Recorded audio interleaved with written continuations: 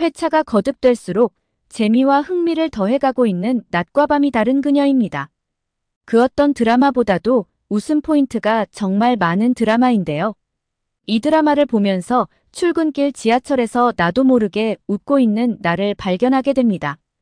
조용하던 서한 씨의 실종과 살인 사건이 연이어 발생하고 있는데요.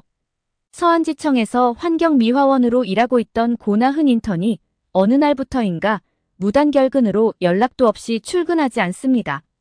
그는 전직 군인 출신으로 훈련 중 다리를 다쳐 몸이 조금 불편한 상태인데요. 그런 그는 누구보다 자신이 할 수 있는 일이 있다는 것과 서한지청에 출근할 수 있다는 것에 감사해하며 다니고 있었죠. 그런 그가 말도 없이 무단결근을 한다는 것은 조금 납득이 어려운 부분이죠. 만일 개인 사정이 있었다면 적어도 전화로 깔끔하게 퇴사 처리를 요청하지 않았을까 싶은데요.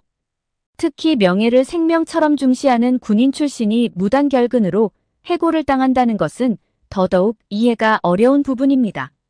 어쩌면 저는 최근 서한에서 발생한 살인사건과 무관하지 않다는 생각이 듭니다.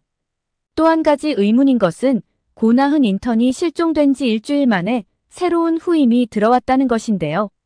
그것도 환경미화원이라는 업무에 전 병원장 출신 의사 백철규가 말이죠.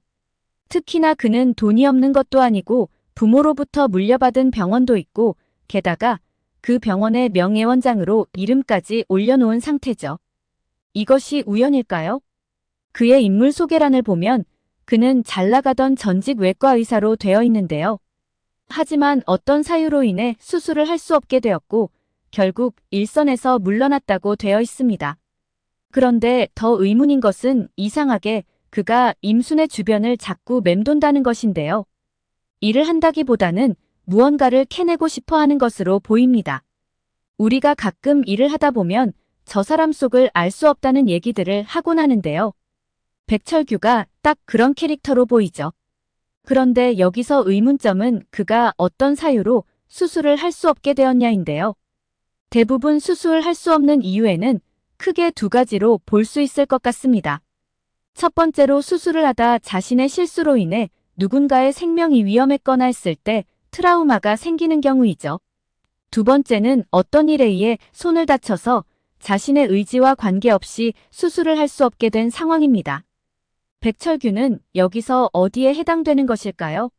어쩌면 그가 임순 주변을 자꾸 맴돈다는 것은 임순의 실종과 관련 있지 않을까 생각해봅니다.